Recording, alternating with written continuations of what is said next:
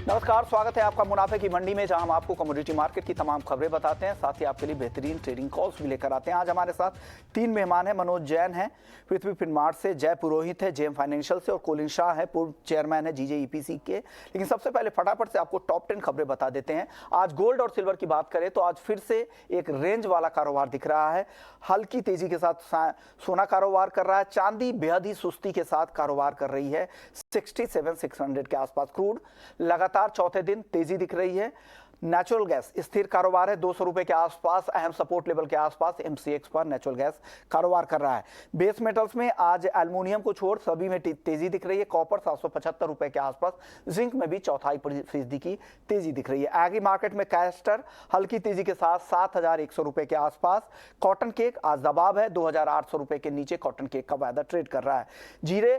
जीरा में शुरुआती सुस्ती के बाद अब तेजी दिख रही है, करीब 1.5% की तेजी अब आ गई है 33,000 के ऊपर अब जीरा का वायदा चला गया है। धनिया में दायरे में कारोबार हो रहा है 7,400 रुपए के करीब। हल्दी में भी स्थिर कारोबार है 7,100 रुपए के आसपास। लेकिन आज चलिए, हमारे साथ कोलिन शाह हैं, तो सबसे पहले आज बात हम करेंगे डायमंड की, क्योंकि बजट में जिस तरह से लैब डायमंड सीड्स पर जो 5% की ड्यूटी थी उसे कस्टम ड्यूटी को खत्म कर दिया गया है। इससे डायमंड इंडस्ट्री को कितना फायदा मिलेगा, क्या घरेलू बाजार में डायमंड मैन्युफैक्चरिंग को बढ़ावा मिलेगा और जो मार्केट शेयर, जो ग्लोबल मार्केट शेयर था मैन्युफैक्चरिंग में, वो यहाँ बढ़ सकता है, भारत में मैन्युफैक्चरिंग बढ़ सकता है, रोजगार के मौके हो सकते हैं। तमाम मुद्दे पर बात करने के कोलिन शाह हैं। कोलिन शाह, क्या लग रहा है आपको, क्या इस कदम से कितना फायदा होगा डायमंड इंडस्ट्री को और एक रिवाइवल के तौर पर इसे देखा जा सकता है इस कदम को? रिवाइवल तो मैं नहीं गिनूंगा। हमारे डायमंड सेक्टर में दो सेक्टर हैं। एक है नेचुरल डायमंड इंडस्ट्री, जिसके लिए एक्चुअली बजट में कुछ भी नहीं आया, तो वो इंडस्ट्री थोड़ी दुखी सी है, क्योंकि उनकी बहुत आशा थी कि पॉलिश डायमंड पे ड्यूटी घटाई जाएगी, स्पेशल नोटिफाइड जोन में टर्नओवर टैक्स आएगा, तो वो नहीं हुई। तो नेचुरल डायमंड सेक्टर पे कोई आई थिंक इम्पैक्ट कुछ भी नहीं आएगा। और एक्चुअली थोड़ा एक्सपोर्ट्स में भी स्लो डाउन रहेगा, क्योंकि चाइना अभी तक ऐसे पूरी तरह से खुला नहीं है। अब आते हैं लैब ग्रोन डायमंड्स पे, तो लैब ग्रोन डायमंड को बढ़ावा मिलेगा, क्योंकि लैब ग्रोन एक नया सेक्टर है और उसमें एक अपने देश को चांस है कि मशीन भी यहाँ बनाई जाए, ग्रोइंग भी यहाँ की जाए, cutting and polishing lab grown की यहाँ की जाए और उसका फिर एक्सपोर्ट और ज्वेलरी भी हिंदुस्तान में हो। तो इसको बढ़ावा जरूर ये बजट में मिला है। ओके सर, एक्सपोर्ट डिमांड की क्या स्थिति है? किस तरह के export demand lab grown diamond को लेकर रहती है? लैब ग्रोन डायमंड नया सेक्टर है और आज की तारीख में अमेरिका में लगभग जो धंधा है उसका 5% लैब ग्रोन कंजम्पशन हो रहा है। ये सेक्टर अगले 2-3-4 साल में 10% हो जाना चाहिए, जो ओवरऑल बिजनेस है उसका। तो वो हिसाब से ग्रोथ इंडिया को भी मिलेगा। और आज की तारीख में क्या है, हिंदुस्तानी मेन प्लेयर है, चाइना और थाईलैंड इसमें पूरी तरह से एंटर नहीं किए हैं। सो एक और इंडस्ट्री अपना देश लीडरशिप के पोजीशन में रहेगा ग्लोबली। सर, रीसेल वैल्यू को लेकर काफी चिंताएं रहती है लैब ग्रोन डायमंड के नेचुरल के तुलना में, तो क्या लग रहा है इसको कैसे इंप्रूव किया जा सकता है और कैसे बेहतर कनेक्ट किया जाता है कस्टमर से? और दूसरी चिंता ये रहती है, क्योंकि आप पहले जीजेईपीसी को रिप्रेजेंट भी करते थे, इसलिए मैं आपसे ये सवाल कर रहा हूं, क्योंकि ग्राहकों को कई बार कई छोटे शहरों में ये कह के नहीं बेचा जाता कि लैब ग्रोन डायमंड है और नेचुरल, तो वो कैसे इसको सेग्रीगेट करे, मार्केट को, दायरा को कैसे बढ़ाए, कैसे ट्रांसपेरेंसी बढ़ाए सिस्टम में? ट्रांसपेरेंसी एक ही तरह से हो सकती है और वो है सर्टिफिकेशन से। सो सर्टिफाइड ज्वेलरी लगभग तो हिंदुस्तान में अभी सब जगह सर्टिफाइड ही बिक रहा है। तो आज कंज्यूमर है तो उसको जरूर अपने रिटेलर से सर्टिफाइड ही मांगना आता है कि ये नेचुरल है कि लैब ग्रोन है। दूसरी बात आपने जो पूछी वो रीसेल वैल्यू की, तो रीसेल वैल्यू जैसे नेचुरल में है कि जैसे सोने की ज्वेलरी में जो भी आज का रेट है वो हिसाब से रीसेल पॉसिबल है, तो लैब ग्रोन में भी वैसे ही किया जा रहा है। तो इतना भी चिंता मीन जैसे कोई बात नहीं है, जैसे दूसरे कमोडिटीज में हो रहा है वैसे ही इसमें भी हो रहा है। ओके सर, अब चांदी की बात कर रहे हैं। गोल्ड से पहले मैं चांदी की बात, हालांकि इस बार बजट में इंपोर्ट ड्यूटी बढ़ाई भी गई, उसे ऐड पार किया गया गोल्ड की तरह, लेकिन अब एक रिपोर्ट आ रही है जो सिल्वर इंस्टीट्यूट की रिपोर्ट है, उसके मुताबिक इस साल डिमांड कम रह सकती है। ज्वेलरी डिमांड इस साल 10% तक घटने का अनुमान है 2023 में, नई रिपोर्ट है। लेकिन सप्लाई दूसरी तरफ बढ़ने का संभावना है, और माइनिंग क्योंकि बहुत ज़्यादा तेज़ी से बढ़े हैं उसका असर होगा कि सप्लाई ज़्यादा होगी, डिमांड कम रहेगा। तो सिल्वर को लेकर क्या आउटलुक है आपका? आप जैसे आपने करेक्टली बताया वैसे टाइप का ही आउटलुक है कि माइनिंग बढ़ गई है और चांदी का भाव भी काफी बढ़ा था लास्ट एक साल में। तो जब तक चाइनीज मार्केट पूरी तरह से नहीं खुलेगा थोड़ा स्लो डाउन रहेगा डिमांड साइड पे। और अगर चाइना खुल गया तो इसलिए ये थोड़ा वोलेटाइल रह सकता है कि अगले 1-2 महीना बहुत क्रिटिकल है कि अगर चाइनीज मार्केट खुल गया तो वहां पे बहुत बड़ा अच्छा कंजम्पशन सिल्वर का होता है। और इंडिया के नाते मैं बोलूंगा कि कंजम्पशन लो नहीं रहेगा, ग्रोथ रहेगा, बिकॉज इंडिया में बहुत अच्छी खपत हो रही है अभी सिल्वर ज्वेलरी की। तो India will grow, but India का मार्केट आज की तारीख में छोटा है सिल्वर के लिए। यानी चाइना को ग्रो करना है। दूसरा कंसर्न जो जियोपॉलिटिकल कंसर्न है वो तो बना हुआ है ही, और तीसरा सबसे अहम है वो फेड को लेकर जिस तरह से लगातार ब्याज दरें बढ़ाई जा रही है। हालांकि टोन कम जरूर हुआ है लेकिन अभी भी दरें में बढ़ोतरी लगातार हो रही है, तो ग्रोथ को लेकर चिंता है। तो ऐसे में देखते हैं चांदी को लेकर आगे किस तरह की स्थिति बनती है। सर, अब आखिरी सवाल आपसे, गोल्ड को लेकर क्या लग रहा है? एक दायरे में फंसता नजर आ रहा है लगातार नया रिकॉर्ड बनाने के बाद। प्राइस आउटलुक के हिसाब से गोल्ड को आप किस तरफ जाते देख रहे हैं आने वाले समय में? सोने में 1 महीना पहले लग रहा था कि बुल रन जारी रहेगा और 2000 के लेवल क्रॉस करके और भी आगे बढ़ेगा। बट जैसे यूएस का पॉजिटिव डेटा आ रहा है और चाइना भी ओपन अप हो रहा है, तो ऐसे अभी लग रहा है कि ये रेंज बाउंड 1800 1850 के रेंज में ही रहेगा जब तक के और कोई न्यूज के डेटा ना आए। तो अभी तो रेंज बाउंड लग रहा है शॉर्ट टर्म के लिए। ओके, शुक्रिया कॉलिन शाह जी, आपने वक्त निकाला हमारे लिए। चलिए वायदा बाजार का रुख करते हैं। सबसे पहले गोल्ड की बात कर लेते हैं। गोल्ड बहुत ही सुस्त चाल आज दिखा रहा है, 57,200 पे कारोबार कर रहा है। मनोज जी, क्या व्यू है गोल्ड में? नमस्कार विश्वमोहन जी, बिल्कुल सोने में हम देख रहे हैं कि जो फेड चेयरमैन जेरोम पावेल की स्पीच आई थी उसके बाद से एक दायरे में फंसा हुआ है। आज यहाँ पे मार्केट को यूएस अनएम्प्लॉयमेंट क्लेम्स के जो नंबर्स आने हैं उसका इंतजार रहेगा, और यहाँ पे अगर क्लेम्स बढ़कर आते हैं तो फिर एक सपोर्ट जो है कीमतों में देखने को मिल सकता है। लेकिन मेरा मानना है कि जब तक $1900 के ऊपर इंटरनेशनल मार्केट में कीमतें नहीं निकलती है, ये दायरे में बना रह सकता है, और $1900 के ऊपर निकलने पर ही फिर यहाँ मजबूती देखने को मिलेगी। नहीं तो कीमतें फिर एक बार $1855 $1850 की ओर आ सकती है। तो ये दायरे में ट्रेड है, यहाँ पे नजर रखना चाहिए। 57,000 से 57,500 का रेंज है, अगर सपोर्ट के आसपास आए तो बाय कर सकते हैं। वहीं अगर पहले 57,500 के आसपास आता है तो फिर यहाँ पे शॉर्ट सेल की स्ट्रेटेजी भी बना सकते हैं। तो ये व्यू है। और आपका व्यू गोल्ड को लेकर? 57,200 जो करंट भाव है, यहाँ पर जय क्या करना चाहिए गोल्ड में? देखिए विश्वमोहन जी, मुझे भी लग रहा है कि गोल्ड कहीं ना कहीं पे रेंज बाउंड ही रहेगा। कोई major momentum as of now नहीं दिख रहा है। ओवरऑल जो ब्रॉडर रेंज मुझे लग रही है वो है 56,600 नीचे की साइड में और अप साइड में 57,700 तक। तो ये 1,1100 पॉइंट का रेंज है। आने वाले 2-3 दिन में ये रेंज में ही ट्रेड करना चाहिए। अगर बाइंग करना है तो डेफिनेटली थोड़ा वेट करना चाहिए। 57,000 के करीब बाइंग कर सकते हैं और नीचे में स्टॉप लॉस रहेगा। इंट्राडे के लिए अगर करें तो 56,800 का स्टॉप लॉस रहेगा और अपसाइड में 57,500 तक के लेवल्स हम लोग देख सकते हैं। चलिए अब बात कर लेते हैं चांदी की। जय, चांदी को लेकर जो सिल्वर इंस्टीट्यूट की रिपोर्ट है जिसमें उन्होंने कहा है कि इस बार सप्लाई ज्यादा रह सकती है और कई सारे ऐसे सेगमेंट है जहां पर डिमांड को लेकर अनसर्टेनिटी है। जैसे इंडस्ट्रियल डिमांड बढ़ने की संभावना तो है लेकिन चाइना को लेकर अभी तक स्थिति साफ नहीं है। दूसरी तरफ जियोपॉलिटिकल तनाव बरकरार ही है। फेड का रुख आप देख ही रहे हैं। ऐसे में क्या लग रहा है चांदी का रुख क्या हो सकता है मीडियम टर्म पर्सपेक्टिव से? 2023 को लेकर आप क्या सोच रहे हैं, चांदी में क्या होगा? देखिए, अगर थोड़ा मीडियम टर्म देखेंगे तो मुझे लग रहा है कि अगर जो रिपोर्ट आई है और जैसा कि आप बता रहे हैं कि या जो मीडिया रिपोर्ट्स है कि सप्लाई साइड थोड़ा सा बढ़ेगा और डिमांड थोड़ी कम होने के चांसेस है, तो एक इनिशियल करेक्शन जरूर आ सकता है लगभग 66,000 65,000 लेवल तक। बट ओवरऑल आउटलुक फिर भी पॉजिटिव ही है। लग रहा है कि आने वाले 2 से 3 महीनों में डिमांड काफी इंप्रूव होगी चाइना के साइड से भी, और जो स्ट्रक्चर है टेक्निकल स्ट्रक्चर वो भी ये इंडिकेट कर रहा है कि हम लोग आने वाले 6 महीनों के अंदर लगभग 75,000 प्लस तक के लेवल्स भी देख सकते हैं। सो अगर किसी को मीडियम टर्म के लिए प्ले करना है तो 65-66,000 ये जोन एक अच्छा बाइंग लेवल रहेगा। यहाँ पे बाइंग करके चलना चाहिए। सिल्वर चाहे एमसीएक्स में करे चाहे ईटीएफ के थ्रू इन्वेस्टमेंट करे, और अपसाइड में 75,000 तक के लेवल्स हम लोग देख सकते हैं। ओके, चांदी पर आपका व्यू क्या बन रहा है मनोज जी? अगर इंट्राडे के लिहाज से बात करें तो मेरा मानना है कि 67,300 के जो स्तर है वो बाइंग के लिहाज से बेहतर होंगे। 68,850 का स्टॉप लॉस रख सकते हैं 69,100 के लक्ष्य के लिए।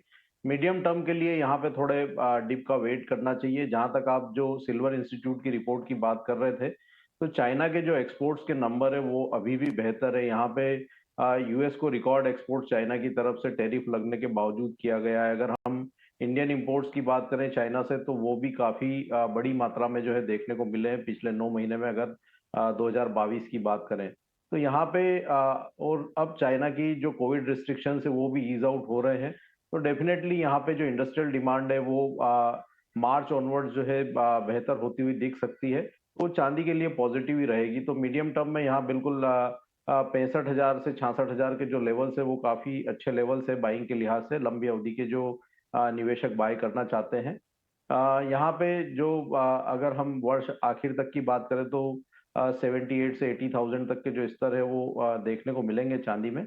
तो डेफिनेटली यहाँ पे इंडस्ट्रियल डिमांड में जो है आने वाले समय में मजबूती देखने को मिलेगी और वह जो है कीमतों को सपोर्ट करती हुई नजर आएगी।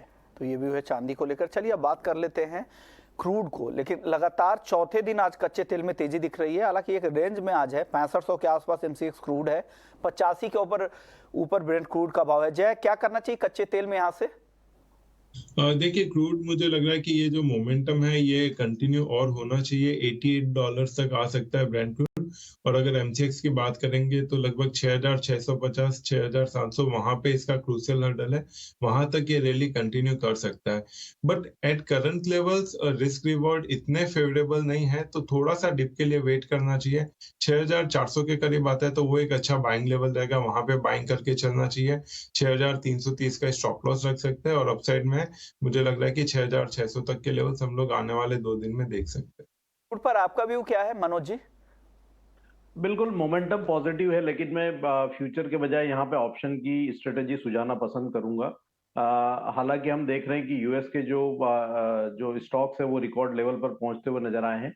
लेकिन जिस तरह से तुर्की और ईरान की तरफ से जो सप्लाई बाधित हुई अर्थक्वेक के चलते, तो हम देख रहे हैं कि सपोर्ट्स बने हुए हैं। तो यहाँ पे 6700 की जो कॉल ऑप्शन है उसको 50 रुपए में बाय करना चाहिए, 35 रुपए के स्टॉप लॉस है। लक्ष्य ऊपर में 75 रुपए तक का रख सकते हैं। 6700 की कॉल ऑप्शन आप 50 रुपए में खरीद सकते हैं 75 के टारगेट के लिए।